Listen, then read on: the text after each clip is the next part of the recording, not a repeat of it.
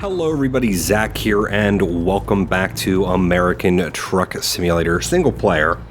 Since I've just recently got into multiplayer with bugs, we are back in the single player to answer some questions now. Okay, I guess he's letting me go.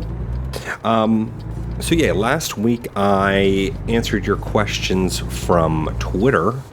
And this week, I'm going to be answering your questions from Facebook. So I give you guys a lot of time to get some questions in.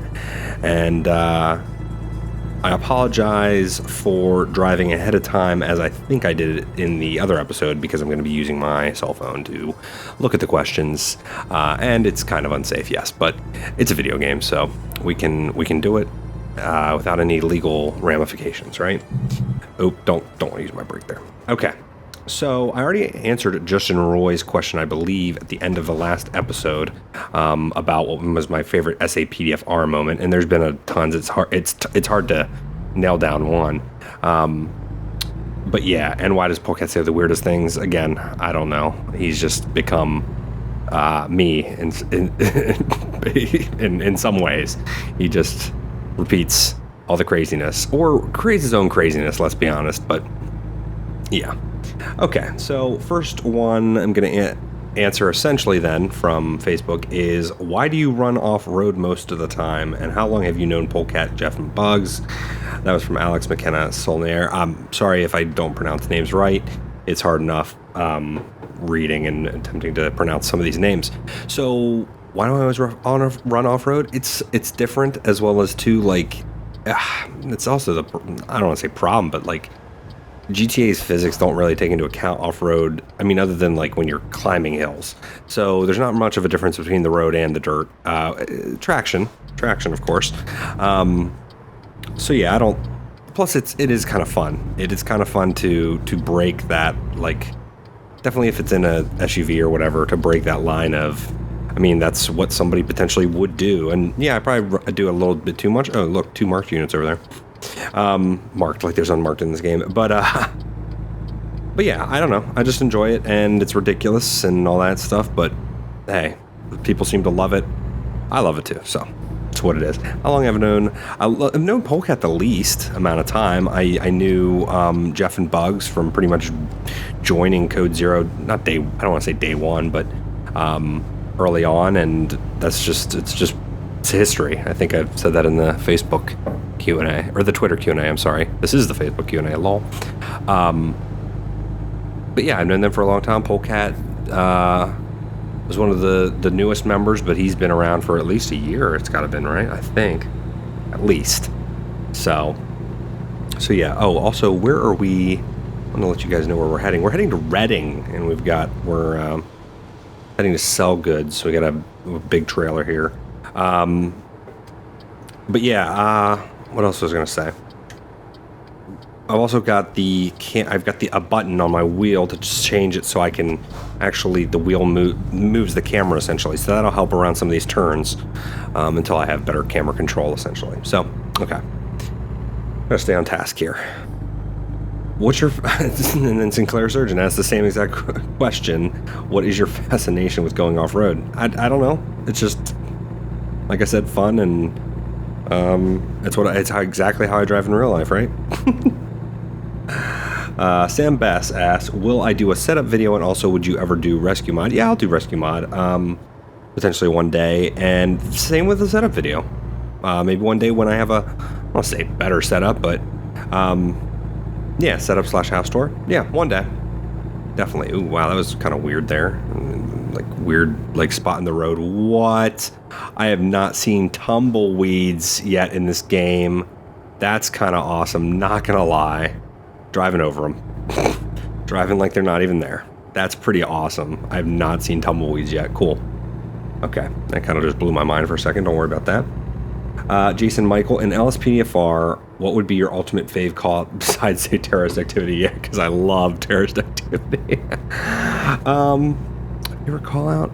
Really, like, in terms of depth, I really love Albo's bank heist call out. Like, it's the most deep call out so far yet, and I love the depth to that because there's not a lot of depth in a lot of the calls that we currently have. in LSPDFR. Don't get me wrong, there is some to a lot of the other, like I like the agent, I think one of the newest ones I'm using, agency callouts, and there's a lot of variation, and I like that too, so don't get me wrong, it's not all about, every callout doesn't need to be deep where you have to spend 15-20 minutes on it, but I definitely love, ooh man, we're gonna break here a little bit, but I definitely love the depth of a lot of Albo's callouts, so, and it's kind of my favorite at this point, callouts, a script maker out there, so.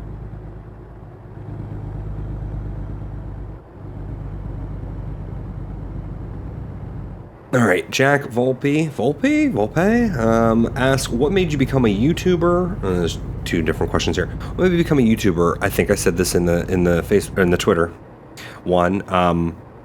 I just thought I could, and I thought it would be enjoyable to pick up pretty much at the time as a hobby. Whoa, that makes me almost feel sick myself just watching that. And I'm doing it, but still, it's like, oof. And I love your videos with Code Zero. And what advice would you give for future YouTubers? Do it now. Do as much as you can, and become comfortable talking and gaming and being in the public, like being publicly out there. Essentially, I'm not saying you have to use your real name and do some of those things that some of us have, but just be comfortable being out there in public in 40 miles an hour. So down here, you just have to be comfortable with that and comfortable with interacting with your audience and everything. It's also too, they got to realize it becomes harder and harder the larger you get to interact at the scale that you kind of want to. But yeah, just stick to, do good. I know that sounds really generic, but do a good job and get the right equipment early on, because it will make your quality that much better. And it'll get the people that maybe your commentary is not the best at first, but it'll get it'll at least your audience will be entertained for the most part early on by the graphics and potentially the quality of your videos and everything. But one thing can make up for the other. So if your commentary is good, your quality can, I don't want to say be lacking, but maybe the actual, like, what you're able to record at and all that stuff will, I mean, look, ATS right now is not performing the best in the city, but at the same time, hopefully the commentary picks up for some performance problems overall. Heck, GTA 5 is the same way. And most of us in Code Zero have pretty decent machines, so.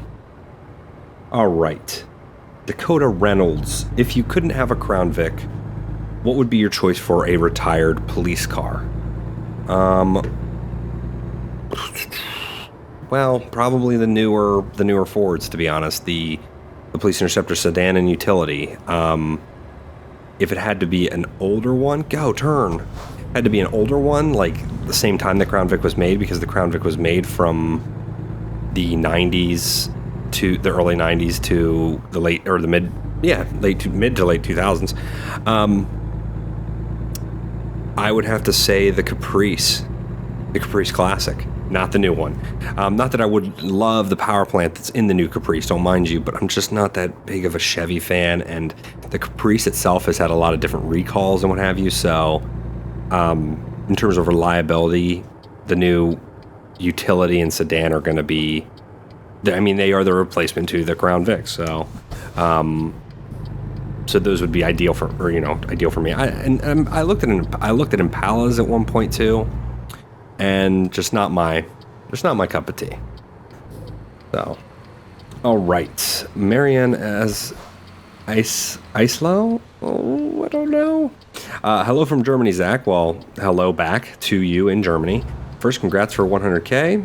And his question is, why do you start with YouTube, and did you think that it would be something big and great like it is now? I appreciate you calling it big and great. I didn't ever think that I would ever be the size that my channel is now, and I didn't ever think that I would have the audience that I do. And I'm really glad for that, as well as I didn't think that I would ever make such great friends as I did with Code Zero. Like, and I'm being 100% serious, that's almost everybody in Code Zero to me is a friend and some very close. So yeah, it's nuts to look back and think. I thought it would definitely just be, oh, what was that? The Chichi? Oh, probably for, I bought a truck, by the way, not to sidetrack real quick, but you'll see it in the thumbnail, but let me do the 8 challenge real quick. I bought a truck. I bought a Peterbilt day cab, so I apologize, I didn't even say that, I don't think, at the beginning of the video. But yes, I never thought I'd be this at this point. I thought it was just going to be definitely just a hobby, and I didn't think that I would ever gain the amount of traction that I did. Don't get me wrong, I'm very glad that I did, and I'm very glad that I can reach the amount of people that I do on a regular basis, so I'm glad that it became big, and some people consider it great, so thank you for your compliments. Hello back to Germany, and yeah, let's keep going. Kyle Moffat asks, I don't know much about ATS, but is any of the long-nose Scania trucks? If so, that I'm assuming he's just asking if there's long-nose Scania trucks. No, I don't think there really will be. There's not. Scania and some of the other European automakers are not that prevalent here, and I don't think we're going to have. Ooh, train, nice. I don't think we're going to have Scanias in here. The thing I'm waiting for is the Volvo. The Volvos to be put in the game, and potentially maybe Mack truck eventually, but I think I even posted on Instagram the other day, I saw a Mack truck, a new style, and it's just, I don't see them that commonly. They're not as big as a brand of Kenworth or Peterbilt or Volvo. They're just not, at least in terms of the tractor trailer market. They used to be pretty big, and there's just the market's crowded. I think at one point Volvo was considering buying them out. Maybe they did. I'm not 100% sure, but yeah, I don't think we're going to get many of those European. I've seen. Don't get me wrong. I've seen Scanias in the U.S., just not nearly as prevalent as the other manufacturers that are very popular in the United States. Okay, so let's go here and see Kyle Berman. Zach, what is your plans with Code Zero in the future this year and next year? Like, will there be more SAPDFR or ATS multiplayer with Jeff, Polecat, and Bugs? Yes, of course.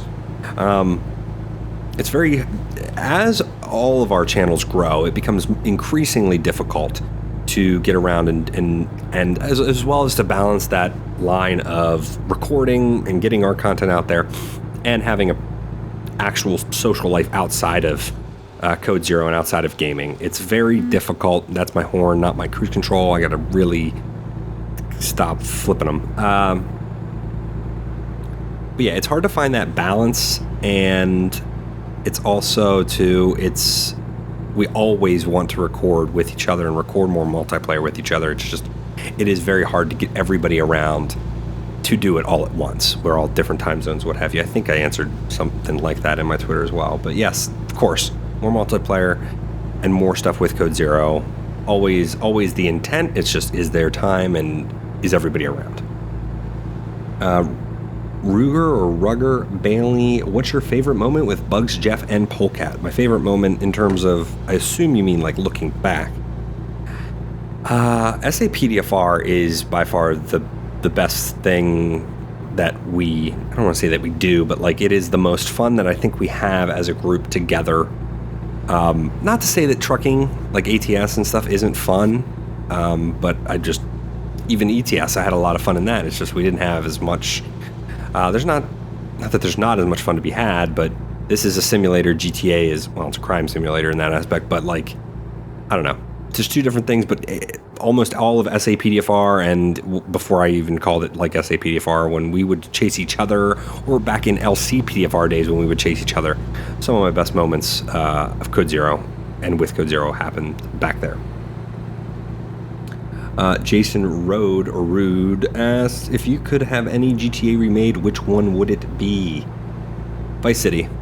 I want to see a GTA set in another time period now with the technology that we have. I mean, maybe the only problem with that is Mafia 3 is coming out, and it would be hard then to make to differentiate and make a different. I mean, they're going to still be different games, but it looks like Take-Two is really making Mafia 3 way more GTA, getting in that lane, GTA-ish, which has always kind of had a certain relevance to GTA, of course, but yeah, I think it's going to be even closer now, so I'd love to see Vice City remade, but I think that GTA is going to go in, I want to say a different direction, but I don't know. I don't know what's out there for the future of GTA, really, to be honest. I think our next Rockstar property we're going to see is Red Dead, and I'm excited for that. Very, very excited for that. Okay. Lupo scrolling. Cody Frederick, when are you, Bugs, Jeff, and Polecat going to play Spin Tires again? Again, it's all part of what we want to do. It's just when can we get around and do it, essentially. But hopefully here in the near future. Chandler, I already answered that question kind of numerous times. How did you end up meeting the rest of Code Zero, pretty much? So I'm not really going to go into any more detail about that. Sam Olson, if you could have any other job than YouTube and your current job, what would it be? Good question. I think we've even... Have I talked about that? I don't know. Oh, yeah. I think it did. I'd just love to truck or do something with cars or something mechanical. I know that sounds really weird, but I have a mechanical affinity, and I want to do more things mechanical and DIY stuff on my own cars. So I would love to do something like that, as weird as it sounds, because it's like totally different from what I currently do, which is work with computers and in the digital age. What are we doing up here? Why are we all breaking like this? Oop, 40. That's why. Because we're slowing down, and that's my horn, not my cruise. Slow down here.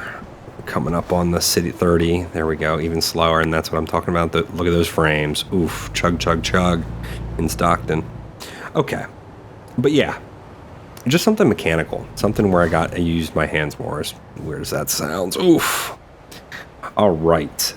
Austin Maxwell, what is your favorite semi-truck, I'm assuming, of all times? I don't know. I love the look of the old Kenworths. They're modernized, but I love the look of those Kenworths. But I really love this Peterbilt, and I love the day cab on the Peterbilt. Oof. But I really love Scanias. I really do, and that was because at one point they were tied in between with Saab Scania and all that stuff. So I really love Scanias. I also really love the new Volvo trucks, essentially. So, I don't know. I don't really have a personal preference there. I just kind of like all of the semi-trucks. Bailey Good, what's your favorite car truck? I guess that's of everything, like real world that exists kind of thing. It's very hard. I mean, I love the F-Series diesels. I don't have that. I have I have to get into the left lane here because I got to turn and get on the highway up here. Excuse me, let me squeeze in here. Mustang, come on. Go, you're going so slow too. But yeah, like the F350, the Super Duties and all that stuff, I would love to have one of those. That being said, I like all the current cars that I do have. Even though my truck is older and has some rust, I like my Ford truck, I like my Crown Vic, I like my Miata. I like all of them. Are they my favorite of all time? I don't know. I'd love to have something that's all-wheel drive, but I really like the vehicles that I do have, hence why I have them. Jeremy Artsman, have you ever been... Oh, here we go. We're going to have to wait at this light for 5 years. Have you ever been to Europe or have planned on going to Europe? If so, which country and why? I have not been to Europe. I have been only out of the country for Canada and Jamaica. Of course, they get to go, and then we're going to sit in traffic again. But yeah, I have not gone over to Europe. I really would want to. I would want to honestly go to a place like Great Britain, but also too I would want to, because of my affinity for Swedish culture and what have you. I'd really love to see what Sweden has to offer, and go there when it's nice and not snowy and what have you, because I already get enough of that, and I don't enjoy that as it is. But yeah, so maybe one day when I'm able to travel more. Dang it, this light. Okay. Clayton Versteling, hey Zach, can you sub me on YouTube? Okay, so I will say this. I do not, anybody that promotes, I'm not against people promoting their channel in any type of way, because I know we all have to start somewhere. But What I will say right now is that come on, you N-hole. I do not promote people's channels that I do not myself watch, or that's pretty much it. That is 100% it. Now, it's fine if you have great content, it's fine if it's something that I don't back myself. It's right, like if I ever do product placement stuff, it's going to be something that I back and fully endorse. I do not quote unquote just sell out or support stuff that I don't know anything about, kind of thing. So let's turn in here. So yeah, I'm not gonna sub to your channel unless I stumble upon you and I really like what you're doing and what have you. It's the same with people joining Code Zero. You know, it doesn't happen. We stumble upon you, kind of thing. Man, traffic's going fast. I'm gonna cut in front of this guy though. So sorry about that guy. But yeah, it is what it is. Maybe one day I'll do something like along the lines of what Jeff did, where I'm going to promote somebody's channel that you know, a call out competition kind of thing. But I'm not currently doing that. And I just ask you to be polite. I never myself went on to other channels and commented and said sub to me. But I get it. A lot of you people are out there just trying to get the initial base that they can make you grow. Ooh, I'm all over the place. Sorry about that. I better slow down too. Looks like there's like a little construction zone up here. Frederick Stephen Cairo II. I've seen your name before. Pretty sure you're active on my YouTube comments as well as Twitter. If you could go back in time and change one thing about your past, what would it be and why? Very similar to that question. That's if you had to go tell yourself something, or like if you could let yourself know something back in the past, what would you tell yourself essentially? And it is hard, because I want to look back and say that I don't have any regrets and I don't have any mistakes, but we all do. We all make mistakes and we learn from them. But it's the same thing I think I said for what would you tell yourself? I would change going in and doing like, retail jobs essentially. I do have a lot of people knowledge and knowledge of retail, but I would tell myself, get into YouTube, spend way more time with the internet and forming like social media and stuff very early on, because I know the internet's changed a lot, so it's not exactly the same, and it's never going to be, but I would tell myself to kind of get in with that, with the growth of the internet. Also to invest in Google. Like, we did a thing when I was in high school, when Google stock was going public, and it was going public at $80, and everybody lost their minds. $80, what? Well, Google stock has gotten up over $1,000 numerous times and broke and split and all that stuff. So, yeah, it would be to invest in Google and invest all the money you can, pretty much, and then make a killing, essentially. Make a killing. Ooh, shoot. Oh, man, I'm just kind of all over the place. I apologize. All right, I'm going to go to these other questions real quick. Oh, man, I'm all over the place. Oh. Sorry, I'm literally scrolling through my Facebook page to get you to the other questions. I should have copied and pasted them out.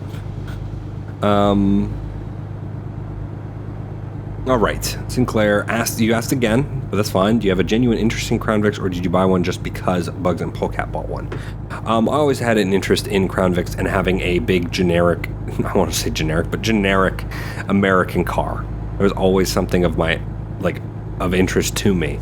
And I don't, sometimes I do undergo essentially what you would call peer pressure of buying something just because other people have it, but not the case with Crown Vic. It just, the Miata was more of that case, to be honest. The Miata was more because of Bugs. I had been in Miatas prior, don't get me wrong, but Bugs had said how, I'm gonna slow down here.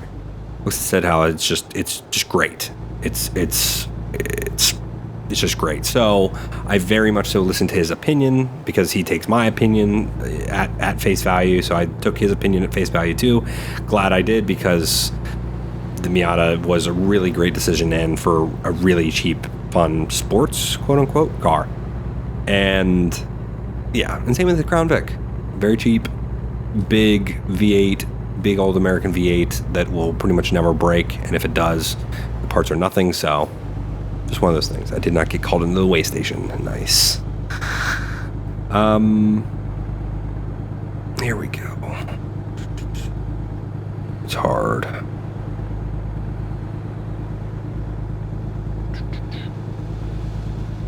Yeah, well, a bunch of the other questions here are things that have already been asked, or even one of the comments was something along the lines of, well, I don't want to ask any of the questions that I'm thinking of because it'll be regurgitated content. So I appreciate that.